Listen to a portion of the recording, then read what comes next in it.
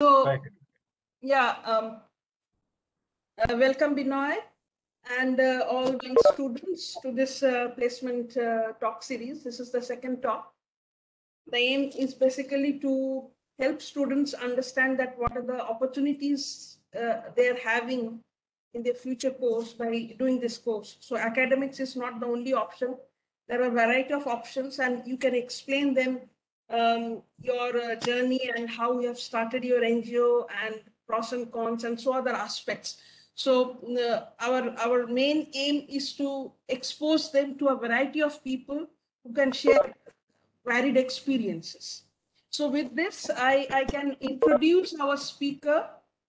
Today's speaker is Binoy Peter, who is a policy and advocacy specialist who is working extensively at the national and international level, especially in areas uh, uh, dealing with migration and social inclusion. Binoy is having a long experience of serving his own NGO. He headed the consortium of the organizations in preparation of policy paper that has been submitted to ILO. He is also serving UNDP, especially during the COVID period, mainly to tackle the migration climax in 6 districts of Odisha. He also helped USAID in giving policy suggestions for the urban poor in 6 different states of India. And Peter is instrumental in rolling out the Bandhu Clinic. Many of you are aware of this Bandhu Clinic that is quite strongly doing its service in Kerala. Peter has immensely contributed not only to the government, but to the civil society and different organizations and private sector. His contribution to the government of Kerala is immense. I think he has also given technical support in our neighboring countries like Bangladesh, Sri Lanka, Philippines, and needless to mention, he was instrumental in repatriation of over 50 Bangladeshi laborers who were held up in prisons and mental health centers in India. So with your varied experience, I am pretty sure that students today will get to know a different aspect. So welcome, Binoy. I will request my colleague and placement cell coordinator as well, Dr. Manas, to say a few words, and then to Professor James to welcome Binoy and share a few words. Then you can begin your show. Thank you. Okay. Thank you, Professor Aparajita, and I too join Madam in welcoming and thanking Dr. Bina for kindly agreeing to deliver this talk today. Yeah, as Professor Aparajita just now told, we at the placement cell actually envisage exposing the students to experts and specialists in various fields. And I'm sure, students learn from their experiences. For the benefit of students, like Dr. Aparajita has already told, you have chosen a profession with immense scope to contribute to the society and welfare of the people, especially the vulnerable people. So I'm sure your talk today will be of use for students. They can definitely think of that there is some profession beyond the academics, beyond the typical research field, so that having a degree from IIPS, and especially one thing Professor Aparajita perhaps missed, that Dr. Bina is an alumnus of IIPS. So by having degree from IIPS also, there is immense scope, and people can choose, or students can choose a range of careers. That's the primary objective of informing our students, that it don't only think that academic is the last option or is the only option. There are a number of options. So keeping in view, we have requested Dr. Peter to share his experience to all our students, and I'm sure it will be of immense use. So, sir, at the end of this lecture, we are planning to have a question answer session. So, if some questions are there, we would request you to attend those and questions. So with this, I request Professor James to say a few words. After that, you can start your lecture. Thank you. Okay, thank you. Thank you, Dr. Abhirajita and Dr. Manoj, and particularly for the placement cell for organizing such wonderful lectures. I think, it is bringing a variety of expertise or scholars in from the respective field. I think that is so important for the students to really learn. I know Dr. Binoy for a long, he has been quite a, you can say, close friends for such a long time. So it's really nice meeting you, Dr. Binoy, at this lecture time.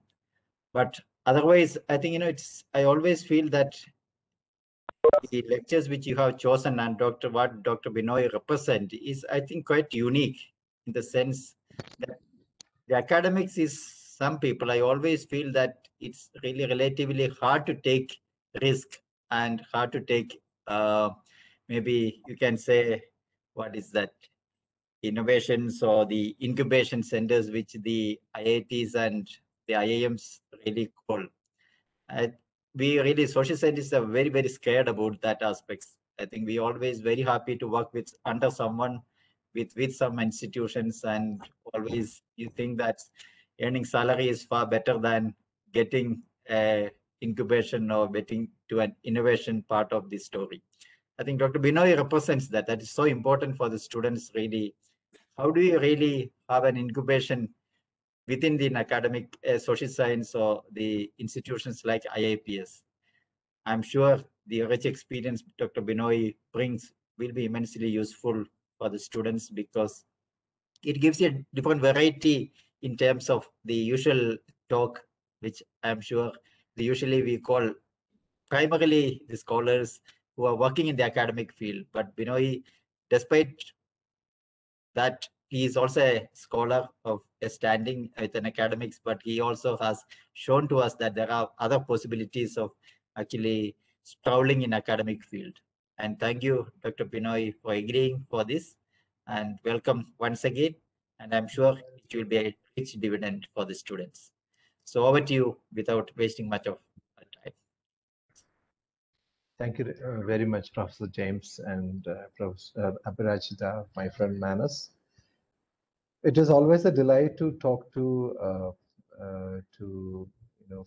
my friends at IIPS, where I have spent at least 2.5 years for my MPhil and then later for part of a qualitative research with Institute of Connecticut.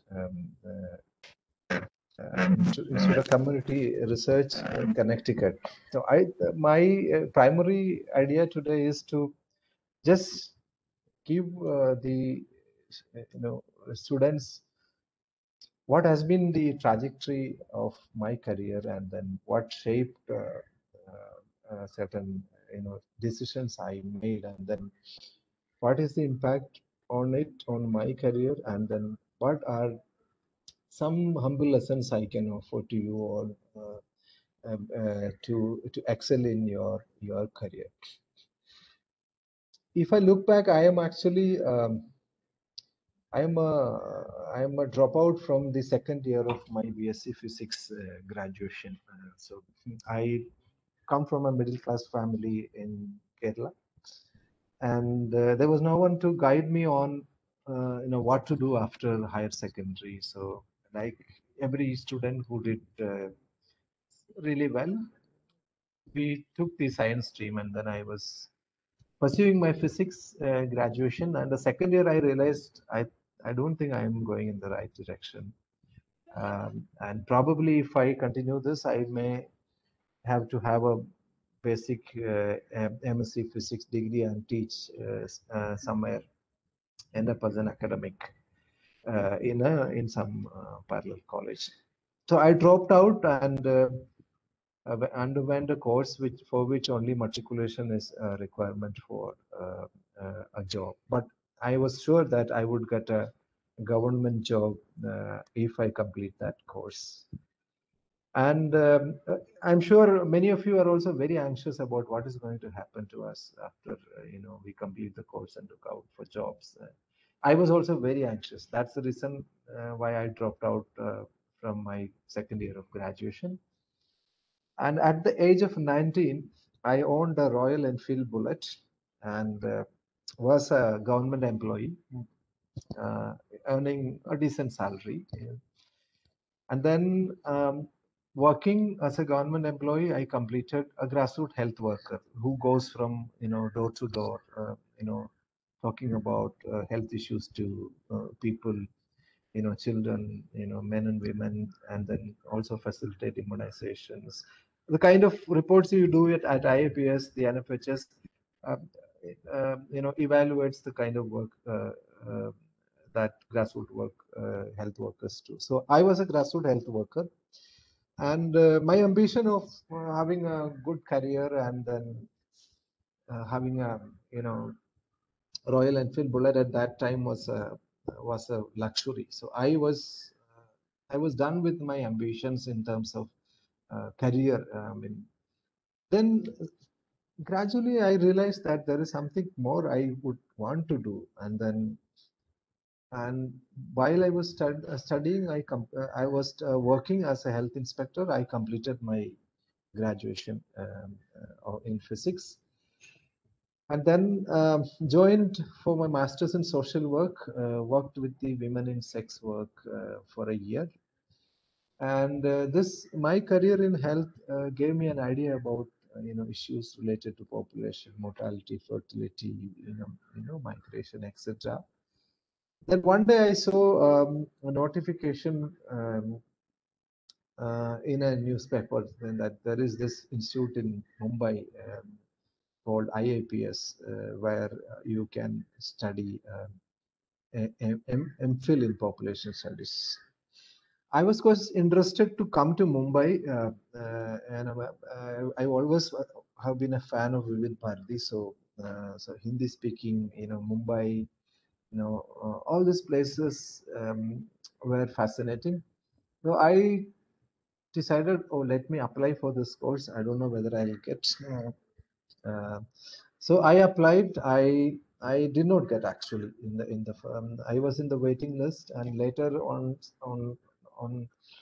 after I had given up my ambitions, or I thought I won't be able to go to Mumbai, came a telegram saying that Peter, you have been selected from the waiting list, and you're supposed to join if you're interested. And I closed my career with working with the women in sex work in Kerala, and then took my train to Mumbai to join IAPS for my MPhil.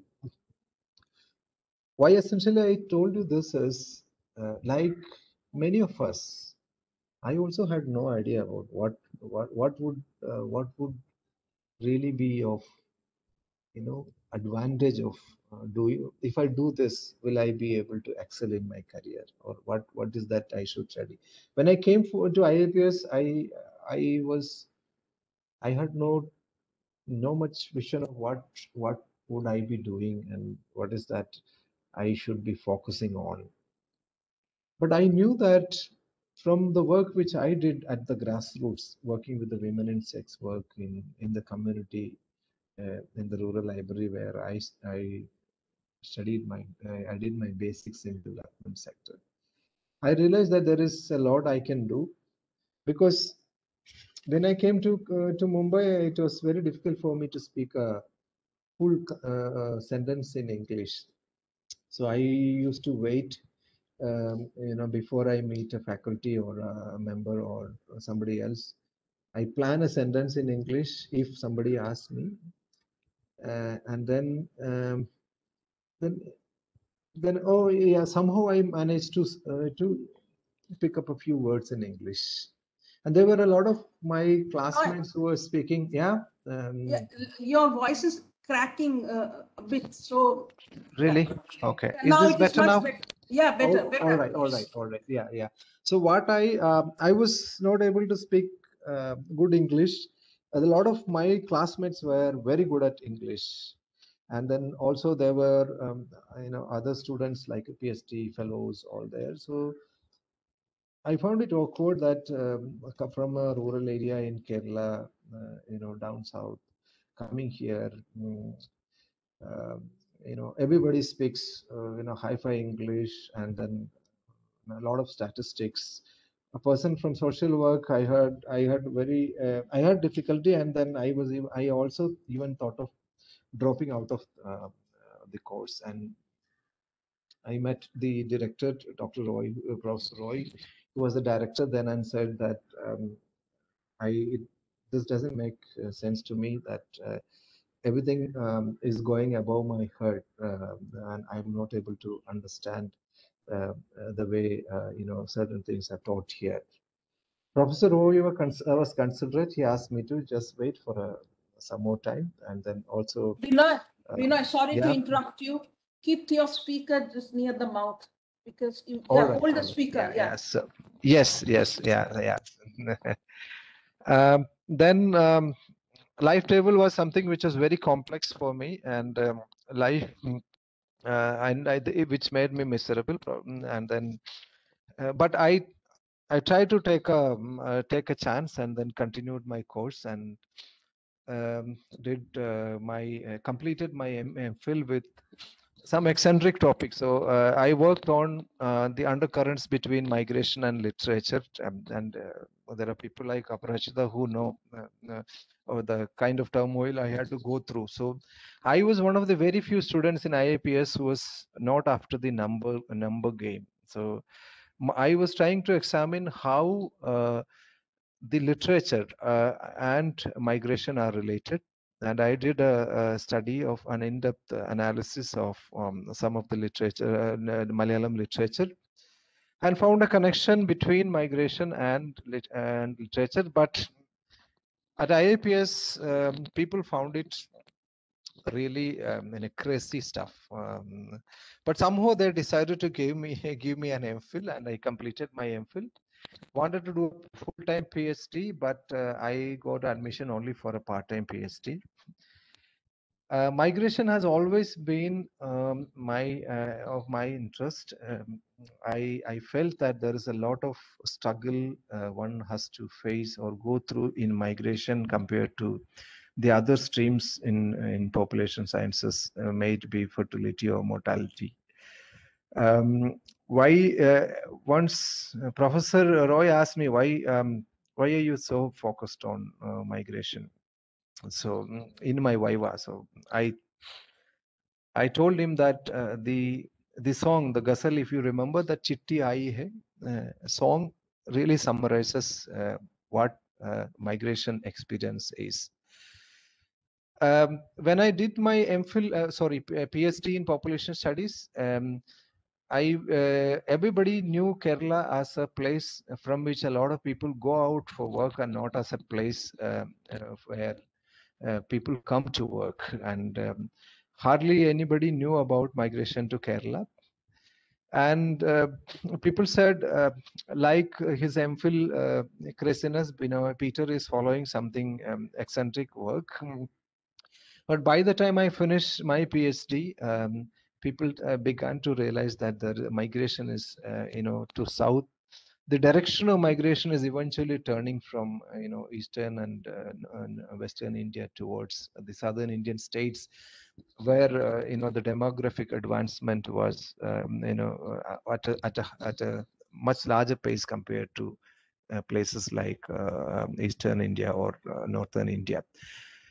So if you happen to go to IAPS library, you can look for my thesis. I was an average student. Some insights on with basic research understanding, but my thesis is rated as excellent by both the reviewers. Why I'm saying all this is, nothing is impossible if you pursue your passion.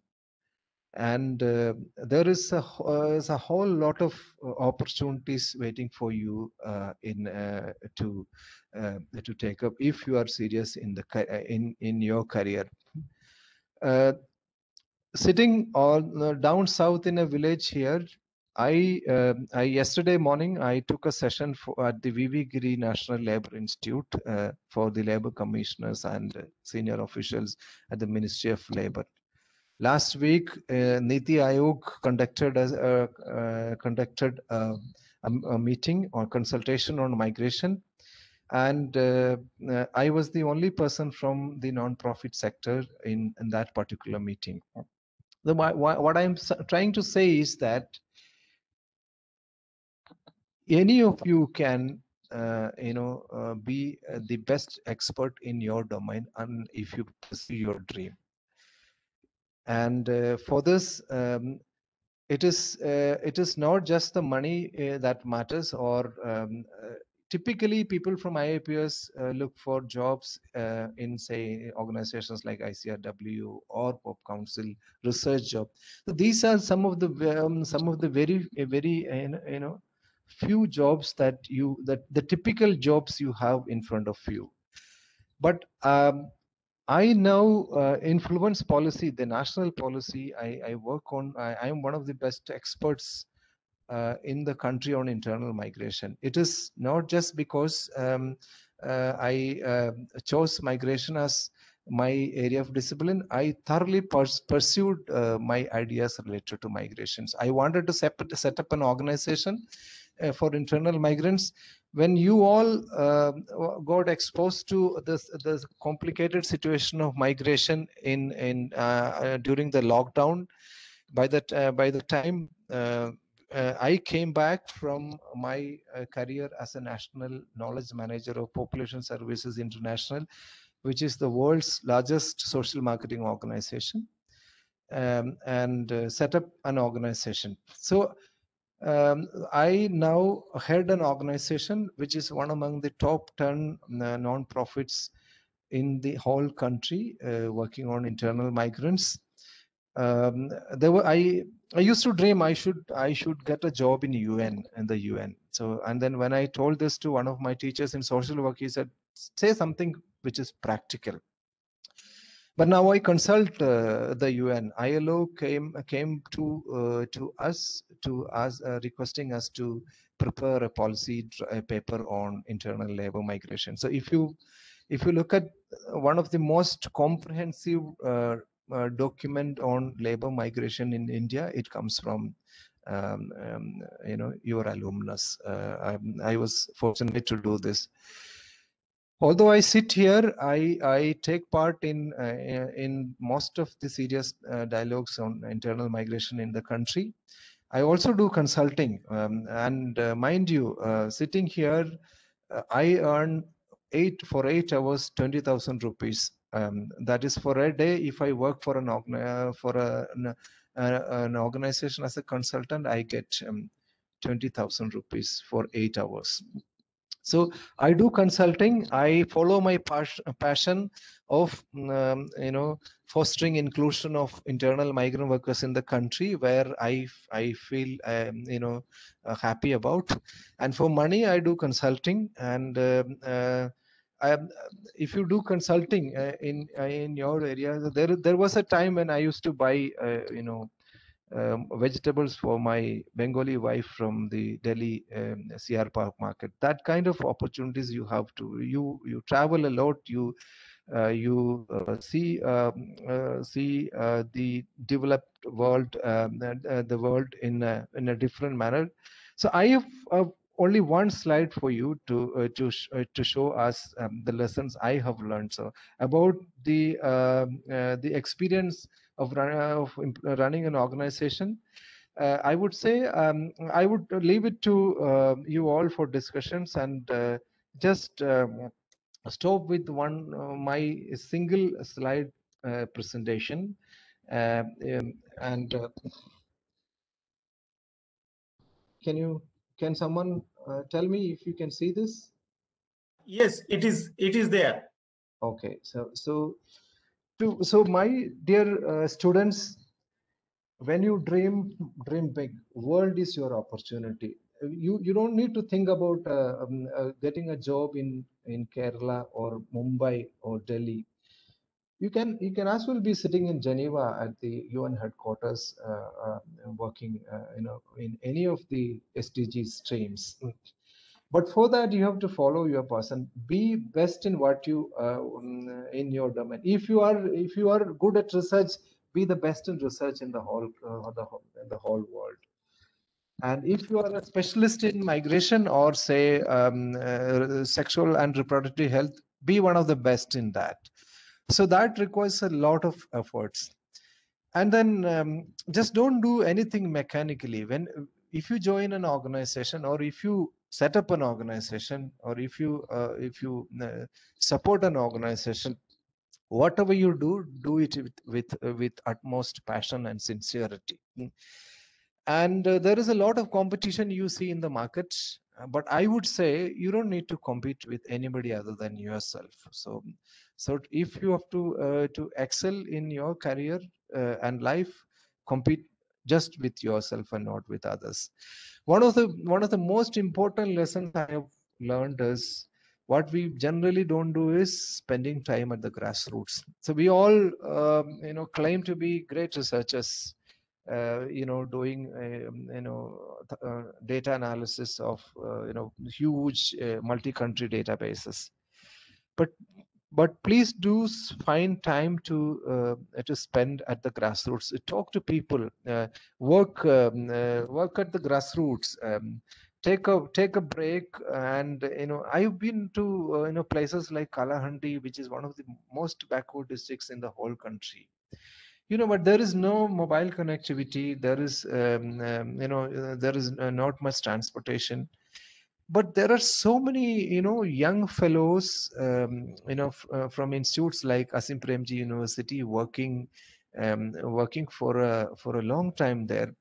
So they are the ones who will ultimately end up becoming your bosses, unless you people are serious about understanding the grassroots realities. So my suggestion to you who are trying to take up jobs in your career is, just don't look for an AC, chamber and a cozy chair and a brand new laptop.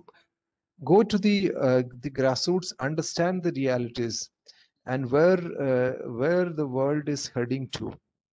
And value relationship is another important aspect, which whether it is with your colleagues or supervisors, a junior, value your relationships, and try to learn from whatever you do or whatever you are exposed to. Always be a student. The moment you become an expert, you pretend yourself to become an expert, and then another important thing is be a person of high integrity. So these are the few lessons I have, and then I would like to tell you a bit about how migration is emerging as one of the major areas in the global, even in the global politics.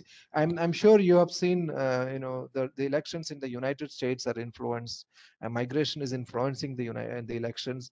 Brexit is basically because of migration. You see West Asia making a lot of legislations such as nationalization. We also see in our country, NRC, CAA related debates. So as population scientists, you all need to examine where the world is heading to. See, there are three processes or demographic processes which are influencing the world's population or a population of a particular area. These are mortality, fertility, and migration. You know very well. In the developed economies, the mortality and fertility levels have saturated, and now it is migration which will decide the population of any developed economy. And that is the reason why you see migration at the center of politics. And even though technology is connecting people faster and closer, we also see a lot of barriers such as xenophobia coming in to prevent migration. So my dear friends, it is the time of fertility and mortality probably are fading, and it is migration which is coming up as one of the most important development related challenges, where there is huge interest by all stakeholders, including politicians, the UN, the civil society organizations, the donor organizations. So you have a great career opportunity in migration, and it doesn't mean that you need to be a researcher. You can even set up an organization. So now I am a CEO of an organization, and one of the known persons in the whole country on internal migration. So follow your passion, whether it is migration or fertility, but be the best in what you do. That is my suggestion. And then also track discussions happening in DevNet or LinkedIn, and then follow up your passionate job. Just don't take up any job that comes to your way, but handpick your job so that doing that job makes you more it is satisfying for you, and you feel that I have done my contributions substantially in making this world a better place while earning my salary for a living. So I think I'll stop here, and on other aspects we can discuss. So basically, if these few lessons can convey something to you, it makes sense to me. And I'll stop here. Thank you, and over to the coordinators. Aparajita. Yeah, Manas, are you? Yeah. Please handle the question answer. Yeah, sure. Yeah. Yeah, I as informed in the very beginning, I request students to ask or put their questions in the chat box. You can mark it directly to the speaker, or you can mark it to us, so that we can bring it, towards to his notice. So I request students to ask what, or they can ask any question related to the talk or their career concern. Please feel free to ask questions through the chat box. So if time permits, at the end we can allow some of the students to speak, but first let's take the questions from everybody through chat box.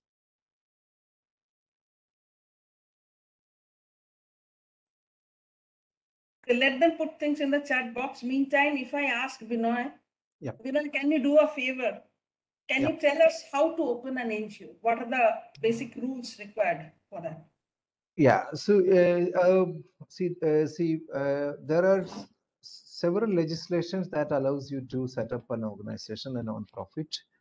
So there is this Society Registration Act, and you can set up a society with like-minded people with certain objects, or you can even set up a trust, a public charitable trust, which with like-minded people. So if there are two or more people with an object, particularly if you're interested in working in a particular field, you can set up a trust.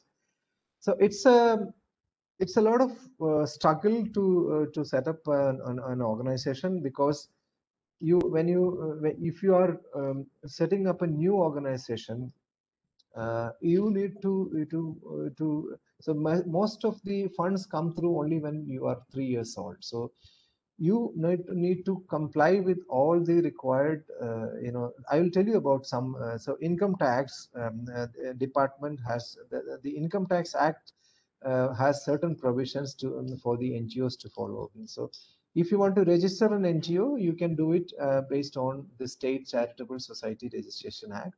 So if among any the people who are listening to me, if any of you are interested to work to set up an NGO, don't just jump into to working for that NGO.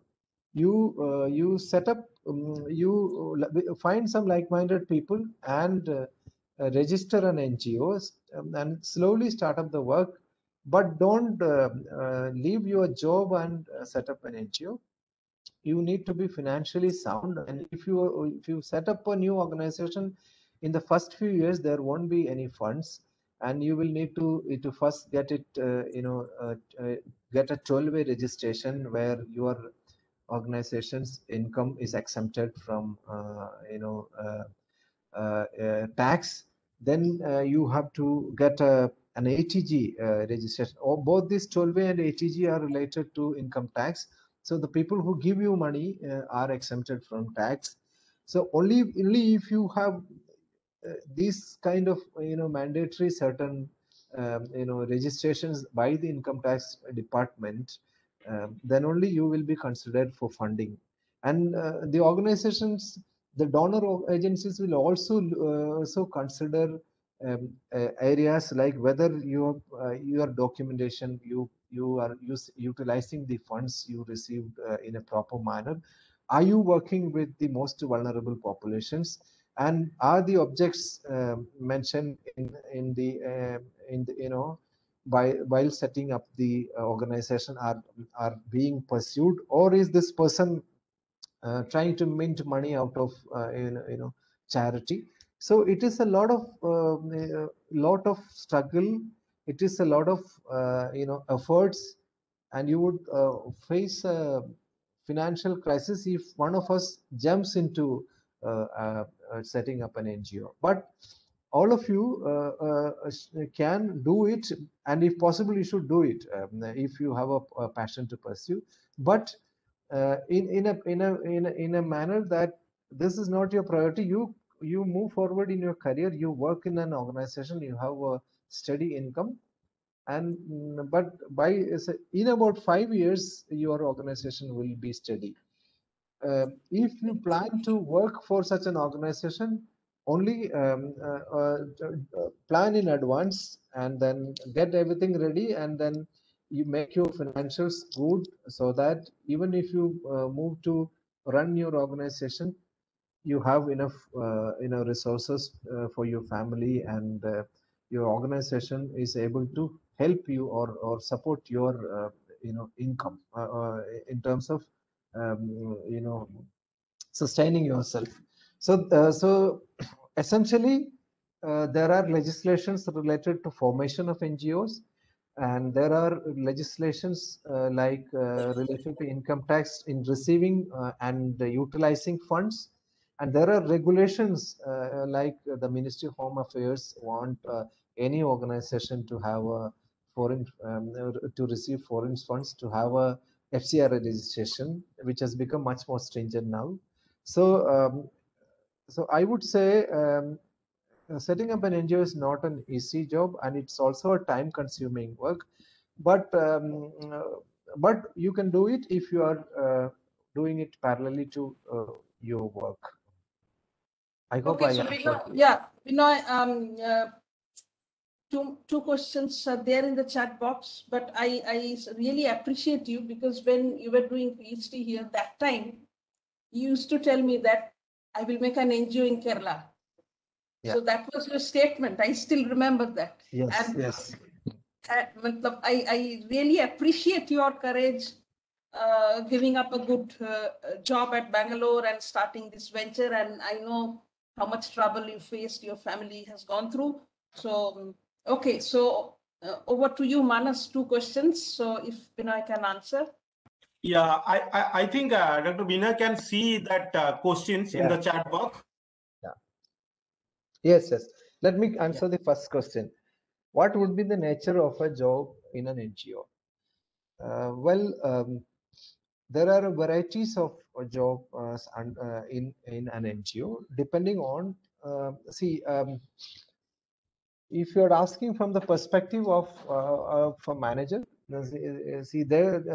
an NGO is like any other institution, even like IAPS, which has an admin function where the administration is taken care of. It has a program function where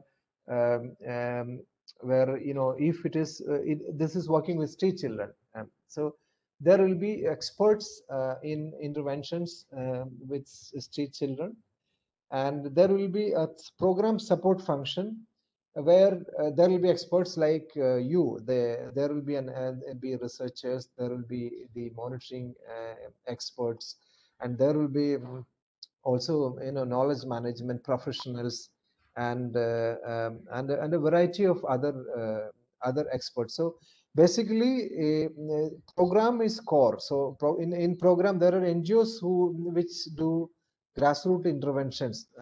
When I say grassroots interventions, they work in the field with the vulnerable populations. There are NGOs who like Council or ICRW, which are mostly into policy and research related to policy. And there are also NGOs engaged in managing knowledge platforms. Say they maintain web portals, repositories of research. So there is an NGO means it is a non-profit organization, but it is like any other organization. It has all the functions, the finance functions, the admin function, the program support function, and the technical functions, the interventions. And typically whatever places where you generally go from IAPS is an NGO. I hope I answered. And in career opportunities and international migration studies, there are umpteen opportunities. You have some of the best institutes where even professors from India head. One of the major institute is Sussex. University of Sussex has a migration studies center where Professor Priya Desinger, one of the exponents of migration, is working there. In international migration studies, see, India is India has the largest diaspora in the whole world, and India is the largest recipients of remittances also in the and if you consider South Asia, India is also one of the recipient of migrants particularly from other Asian countries such as Bangladesh, Nepal, and others. It depends on whether you want to do a PhD or you want to pursue a job. So, for example, international migration related, there are a lot of jobs at the International Organization for Migration, IOM. And then ILO, International Labour Organization, has opportunities. And I'm sure you've heard about the Global Compact of Migration. And so you have the ILO, the IOM, if you're interested in working with refugees, you have the UNHCR, United Nations High Commission for Refugees, and then all other regular UN organizations like the UNICEF, UNDP, all have they all work in migration. So you have them. So this is one area where you can work either in research, knowledge management, and also in program. There are also other components, like you can even be a representative of a donor. You can work even with a donor organization. Say, for example, the M&D function at the USAID India. USAID India is taken care of by an IAPS alumnus. And there are other DFID, for example, the UK aid. So our students have not only the opportunity to work in just research organization. You can work with corporate entities in the CSR programs. You can also work in core in government. So there are several people who work in institutions like the Census of Registrar India. So there are international opportunities and huge opportunities in India in migrations, depending on what exactly which area, and that's whether you want to work on on refugee studies, whether you're interested in labor movements, whether your interest is international policy related to migration. So there are wide variety of opportunities. So can you please share name of organizations where students can get opportunities? See, if we are looking for organizations within India for internship or employment, one of the best organizations is Ajivika Bureau, which is based in Gujarat, which is based in Udaipur in Rajasthan. They also have operations in Surat and Ahmedabad in Gujarat. They also have an office in Mumbai. There is another organization called Sneha, which works in Mumbai. They basically work in health, but they work with the urban poor in Bhiwandi and Mumbai. So urban poor is none other than rural poor migrating to. Binoy. Yeah. Binoy, just interrupting you. Yeah. Interrupting you. I do have connection with Sneha, but one of the biggest concern of Sneha is, they stated it, IIT students love higher salary. So we cannot recruit IIT students with a low salary. Rather, we will love to recruit TIS people. That was a statement by one of the senior members of Sneha. So I'm telling this in this forum because students need to understand the passion and the money. So they need to make negotiation of this too. I don't think. For money. No, I'm saying I don't think the students get lesser than students from TIS get lesser than IAPS. Rather, I think they get better salaries compared to IAPS people.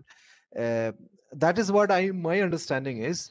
If salary is secondary. Salary will come. Salary will come if you come with a competency.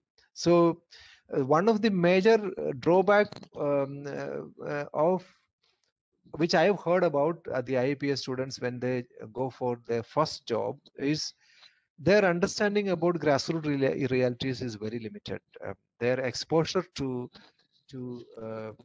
exposure is more theoretical rather than the lived experience of understanding the grassroots realities is limited. So organizations find it very difficult to explain the roles to the students from IAPS. So that is the reason why people end up in organizations like Pop Council or ICRW, where you have a senior who will give you work related to research. But that is not the case. You should show that you have worked the money given to you, and if that is the case, work will come in search of you. You don't need to run after work. So sitting here, I refine the work of Sneha.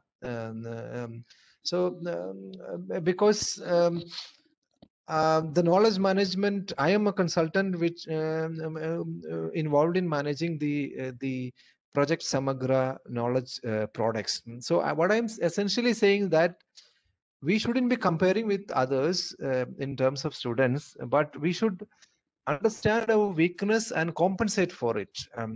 If our grassroots understanding is limited, I think even it is also something to do with the design of the course, Dr. Aprajita. I think we also need to seed in opportunities for our students to be with the grassroots organizations, and by the time they gear up for their work, they are well versed, well tuned into the work at the organization. So CMID is another organization you are welcome to work on. We are one of the best in migration. I'm not boasting you. Boasting, you can just check on internet about the organization. We are a very small organization, but yeah. Just openly asking you, is it possible to give opportunities of internship? Maybe absolutely. Absolutely. See, people say we work with migrants. I would love to have a person who speaks Bengali or Assamese, who for my M&D or my research, for my knowledge management, or for my program. I'm not looking for a Malayali to work with the migrant workers from Bengal or Odisha but I would rather want somebody who understands their culture and language and then is sensitive to their requirements. So anybody, I'm not talking from a manager's perspective. If a person understands and is so there are some organizations also come with their head weight. I am from IAPS, so don't expect me to do these things, but I will only do this. We should be humble enough to be a student always, and then I don't think I told you that there are people in the remotest parts of the country, the young students, just postgraduates or those who have done MPhil. Even people come from the United States and the UK to work in such areas, basically to understand the grassroots realities. And once you understand that, you are you if you are able to relate it with your theory, you will be in a much better position as a decision maker, as a researcher, as a manager, as a strategic planning specialist, or even a policy and advocacy specialist. So there are opportunities, but let us not be. And I want to tell you this. See, I would say an assistant professor or a researcher is the basic minimum stuff. There are so much beyond this.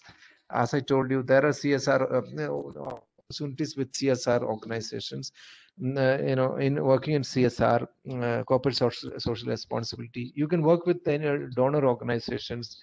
And climate change is another area where migration is an emerging area. There is huge possibilities, but you all need to go to the remote areas and try to cope with the to understand the situation, and based on that shape your interpretation. So many a times a lot of research which comes to me for review doesn't make any sense because it doesn't connect with the grassroots realities. It is just examining the numbers that has emerged out of the analysis. So what is essentially required is grassroots experience, and it will strengthen the your perspective, even as a researcher, even as an academic, or even as a policy specialist. CMRD's work, yes, I can talk about. CMRD does at the national level. CMRD works on policy in improving mainstreaming issue the agenda of inclusion of migrant workers in at the national level. At the grassroots, we work on incubating innovative solutions for resolving some of the major challenges faced by internal migrant workers in the country. And we also work with our partners in other parts of the country, such as Odisha, and where we promote safe migration through a corridor approach. So many times in migration, you will find corridors, labor migration corridors. So UP and Bihar, people from UP and Bihar come to Mumbai, to Delhi. And if you look at the rickshaw balas in Banaras, you would find a lot of them are from Jharkhand or Bengal. And every year from Belgaum, Bagalkot, people come to from Maharashtra, people come to Karnataka for sugarcane harvesting. So the corridor approach. So we all initially government was looking at migration as a problem and trying to curb it. Now government also is realizing that migration is a solution, and making the effort is to make migration as safer for those people who migrate. Setting up an NGO, how to connect people, interact with them. So it's a long story. I think setting up an NGO, I gave a brief overview. I think we can connect on a one-to-one basis later to discuss this in greater. What is the career growth in NGO sector? Yes, there is no limit. Sky is the limit, my friend. You can be the UN Under Secretary, or you can be the head of the USAID. So you can be a global head of an organization. You can even you can be it could be a donor entity. It could be a policy entity. It could be a UN organization like IOM or UNHCR. Sky is the limit, but you have to poise yourself, prepare yourself to be competent for that. So if you want to further advance your career in migration, there are courses specifically on migration in places like University of Sussex, or depending on whether you want to work with. So there is an Oxford Refugee Studies Center. So there are so many organizations, and I'm sure it is much easier to locate them on the in the internet. So I would say, I sitting here, if I work for 30 days, I earn 6 lakhs. So if I were in Geneva, it would have been a different ball game. It all depends on what is that you want to pursue, and uh, and uh, and making yourself competent enough to pursue that dream. So have a dream, follow that, and then make sure that you are competent enough to and by the way, you will be competing with the rest of the world in such opportunities. I would say, if you get a good job in NGO, that is, to me, the most satisfying job. You make a difference in millions of people from the marginalized populations. At the same time, you earn a good salary, which give you satisfaction than being in any other career. Connecting with me, Manas or Aparajita can give you the contact. I will be happy to talk to any of you. I also have struggled during my early stage of career, and still struggle. Would be happy to talk to you, any of you, and possible for first year student to work at. Yes, I think when see, you can volunteer. In fact, Pooja. See, there are several organizations like UA, or several organizations working in Mumbai. So with your while you are pursuing your course, you can volunteer for some time in any of these organizations. No, but they'll be welcome. They'll welcome you, and you will learn.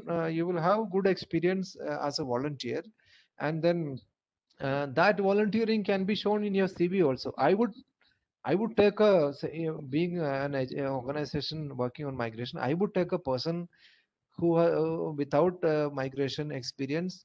I would not. I would take a person who has volunteered in an NGO working with migrants, rather than taking a person who has a good degree, because that volunteering shows that you have interest, and if you have interest, you will learn a lot of stuff. So that person will be an asset. So you can volunteer, you can do an internship, you can you can join as an employee also.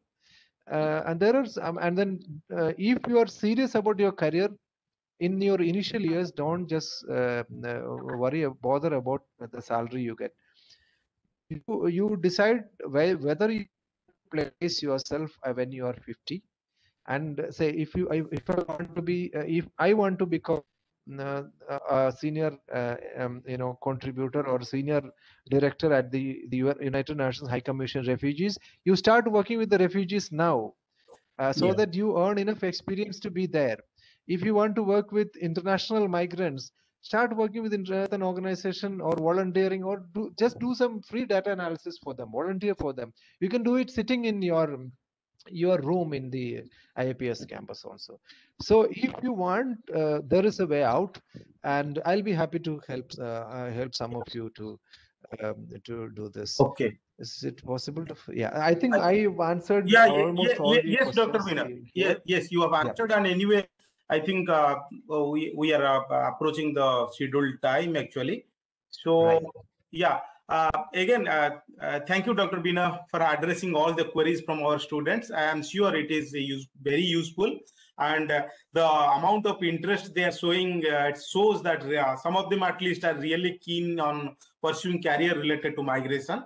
That's a good thing. So yeah, we are going to end the session. But before we close the session, I request Pooja to give vote of thanks. Pooja, are you there? Hello. Yes, sir. Please go ahead. Yes, sir. Good evening, everyone. I am Pooja, and here to present the vote of thanks for today's webinar. I would like to thank our speaker, Dr. Binoy Peter, for visiting and enlightening us with their knowledge. Today's webinar was full of knowledge and interesting things. It gave deep insights into the career opportunities we can explore and also revealed some interesting facts. The point where you told us about the journey right from your second year graduation was really interesting. And yes, understanding life table was difficult, no doubt. I am pretty sure the precious knowledge you shared about spending time in grassroots level will definitely help us. Once again, I would like to thank Dr. Binoy Peter for taking out time from their busy schedule and enlightening us with the knowledge. Thank you so much. I would also like to thank Professor Parjita and Professor Manas, our placement coordinators, to conduct this. Thank you. Thank you. Thank you, Pooja. And with this, we are closing this session, this webinar. Yeah, thank you, Dr. Vinay. Thank you, everybody. Thank you for the Yeah. opportunity. Thank you.